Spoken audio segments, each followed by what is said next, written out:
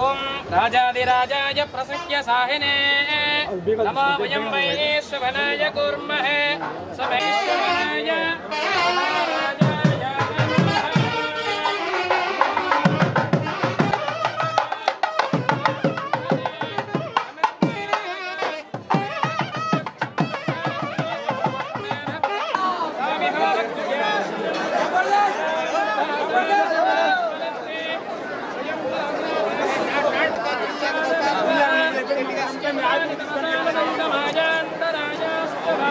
నీళ్ళు లేవు ఏమి ఇవ్వలేదని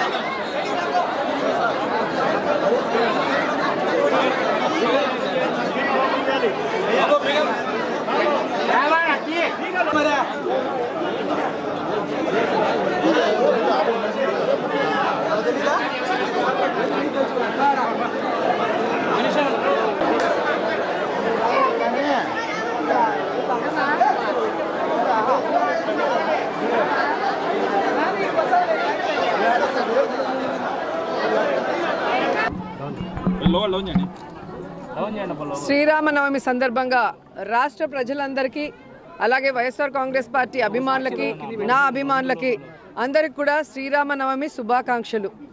నిజంగా రాముడు ఎంతో గొప్పవాడు.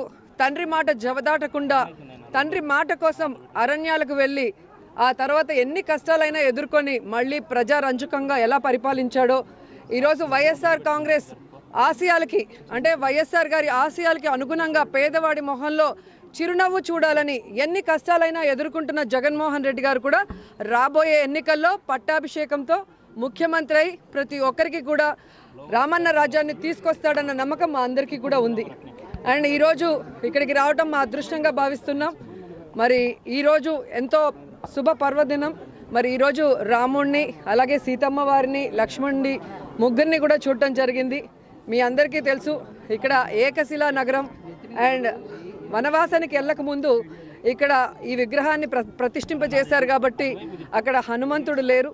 సో మా కష్టాలన్నీ నెరవేరి ఈ రాష్ట్రం సుభిక్షంగా ఉండాలి, ఈ రాష్ట్రంలో మళ్ళీ రాజన్న పరిపాలన వచ్చే విధంగా శ్రీరాముల వారు సీతమ్మ వారు అలాగే లక్ష్మణుడు జగనన్నని ఆశీర్వదించాలి, మమ్మల్ని అందరినీ కూడా ఆయన వెనక నడిపించే ధైర్యాన్ని బలాన్ని కూడా మాకు చేకూర్చాలని మనస్ఫూర్తిగా కోరుకుంటున్నాను. అండ్ ముఖ్యంగా ఈరోజు చూస్తే రాష్ట్రం విడిపోయిన తర్వాత టీటీడీ స్వాధీనం చేసుకుందని తెలిసింది. ఇకనైనా ప్రతిరోజు కూడా ఇక్కడ పూజలు జరిగే విధంగా అలాగే ఈ యొక్క టెంపుల్ 1000 సంవత్సరాలకి క్రిందటిది కాబట్టి దీన్ని రెనోవేట్ చేసి మరి ఎలాగైతే తిరుపతి మరి ప్రాచుర్యం పొందిందో అలాగే ఈ శ్రీరాముల వారి టెంపుల్ కూడా మరి ప్రాచుర్యం పొందేలాగా ఒంటిమిట్ట అంటే అందరికీ తెలిసే విధంగా టీటీడీ వాళ్ళు చర్యలు చేపడతారని కోరుకుంటున్నా. అండ్ ఈరోజు తెప్పోత్సవం కోసం నీళ్ళైతే వదిలారు కానీ చెరువులో మొక్కలు కూడా తీయకుండా అసలు మట్టి తీయకుండా నీరు మీరు అలాగే చెరువులో మట్టి తీత అని చెప్తే కోట్లాది రూపాయలు తిన్నారు కానీ ఇక్కడ అవసరమైన చోట మాత్రం మట్టి తీయలేదు, చెట్లు కూడా తీయకుండా ఏ విధంగా చెరువులో నీళ్లు వదిలారు. మరి దేవుడికి ఏ విధంగా పవిత్ర స్నానం చేయాలనుకుంటున్నారు ఈ ప్రభుత్వం వాళ్ళే ఆలోచించాలి. అండ్ గుడిలో కూడా క్యూలో ప్రతి ఒక్కరు కూడా మీ ముందే అరుస్తున్నారు కదా, తాగటానికి నీళ్లు కూడా ఇవ్వని పరిస్థితి ఇక్కడ.